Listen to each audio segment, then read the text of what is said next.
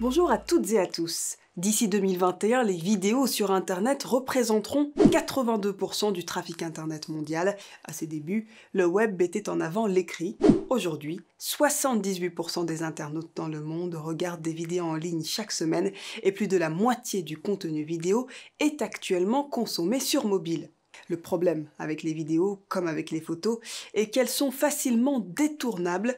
Si les fausses vidéos, deepfakes, commencent à apparaître, concentrons-nous sur le cas le plus répandu, les images utilisées hors contexte. Comme pour les photos, il s'agit alors de mener un travail d'enquête en ligne pour retrouver la vidéo originale. Le principe est le suivant, il faut découper la vidéo en plusieurs extraits pour obtenir des images fixes.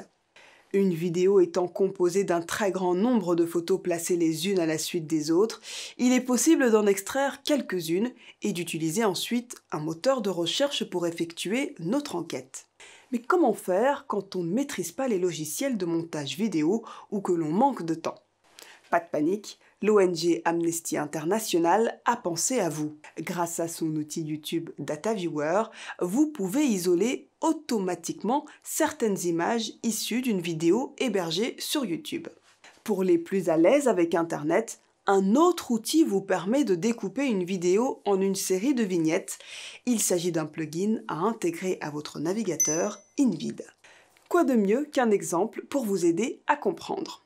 Souvenez-vous, le 19 mai 2016, un avion de la compagnie Egyptair se crache en Méditerranée, faisant 66 victimes.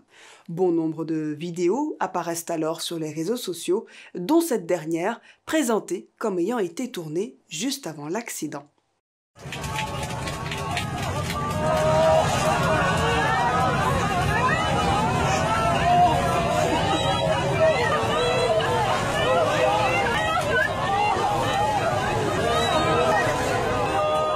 Pour vérifier que cette vidéo n'est pas présente ailleurs sur Internet, il va vous falloir utiliser l'outil d'Amnesty International. Ce dernier ne fonctionnant qu'avec YouTube, il faut auparavant télécharger la vidéo et l'uploader sur la plateforme. Pour récupérer une vidéo, plusieurs outils gratuits existent, dont l'efficace getfeed.com. Récupérez l'adresse de la vidéo Facebook dans la barre d'adresse et collez-la dans l'outil. Il vous propose de la télécharger. Cliquez sur Download in Normal Quality, puis faites un clic droit dans la fenêtre affichant la vidéo. Cliquez sur Enregistrer sous, puis rendez-vous sur votre compte YouTube. Dans le menu de gauche, sélectionnez vos vidéos, puis cliquez sur le bouton bleu en haut à droite, Gérer les vidéos. Cliquez sur Créer, puis Importer des vidéos. Sélectionnez votre fichier, puis Valider. Dans les options avancées, décochez Autoriser l'intégration ainsi que Publier dans le flux abonnement et informer les abonnés. Cliquez sur Suivant jusqu'à l'écran Visibilité et laissez votre vidéo en non répertorié. Sur l'écran qui liste vos vidéos, cliquez sur la vignette puis sur l'adresse de la vidéo. Copiez l'adresse URL complète dans votre navigateur, puis collez-la dans l'outil d'Amnesty qui vous propose automatiquement d'effectuer une recherche inversée sur Google.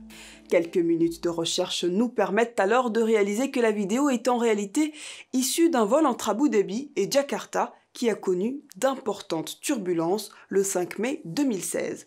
Rien à voir avec le crash du vol Egyptair donc. Si vous ne parvenez pas à déterminer l'origine de la photo grâce à ces outils, les indices présents sur l'image peuvent vous permettre de démontrer que l'information est fausse, comme dans cet exemple d'enquête effectué par les observateurs de France 24. Le journaliste cherchait à prouver qu'une vidéo présentée comme mettant en scène une bagarre à laquelle serait mêlé le président de la Guinée, Alpha Condé, n'avait en réalité pas été tournée dans le pays. Et ce qui l'a mis sur la piste, ce sont les plaques d'immatriculation. Alexandre, j'ai vu dans l'épisode, et on l'a vu tous ensemble, que vous aviez identifié la plaque d'immatriculation d'un véhicule. C'est ce qui vous a mis sur la piste de la Guinée équatoriale. Alors, est-ce qu'on peut donner un conseil à nos internautes à ce niveau, s'intéresser aux détails, j'imagine? Oui, alors figurez-vous qu'il existe plein de sites internet libres d'accès, totalement gratuits, qui recensent des plaques d'immatriculation du monde entier. Alors moi, pour faire la vérification, je me suis rendu sur ce site qui s'appelle Francoplaque, qui a une base de données honnêtement hyper impressionnante de plaques d'immatriculation. Toutes les plaques du monde entier. Ouais, vraiment, c'est un site qui est tenu vraiment par des passionnés, Pauline, clairement. Alors d'abord, j'ai cherché dans les plaques de la République de Guinée, parce que c'était ça la première légende qu'il y avait dans la vidéo. J'ai rien trouvé de semblable à ce qu'on voyait dans la vidéo sur la plaque d'immatriculation du véhicule. Ensuite, je me suis rendu sur la Guinée-Bissau, puis sur la Guinée équatoriale, et là, j'ai trouvé que ça pouvait un petit peu mieux correspondre. Alors pour en être sûr, qu'est-ce que j'ai fait?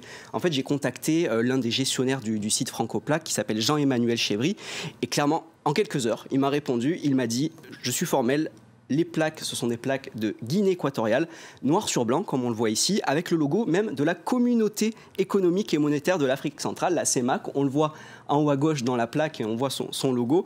Et il m'a même dit, celle qui commence par WN provient de la province du Ouelenzas, dans la capitale, et Mongomo. Vous voyez, c'est hyper précis. Et en fait, c'est ça qui est génial avec la vérification, c'est que lorsqu'on cherche une information sur un indice visuel dans une vidéo, et bien souvent, il y a une personne sur Internet qui a peut-être même créé un site Internet à ce sujet et en fait qui peut avoir la réponse pour vous. Il faut donc parfois faire preuve de sagacité et surtout prêter attention à tous les détails d'une vidéo. Bon courage pour vos enquêtes.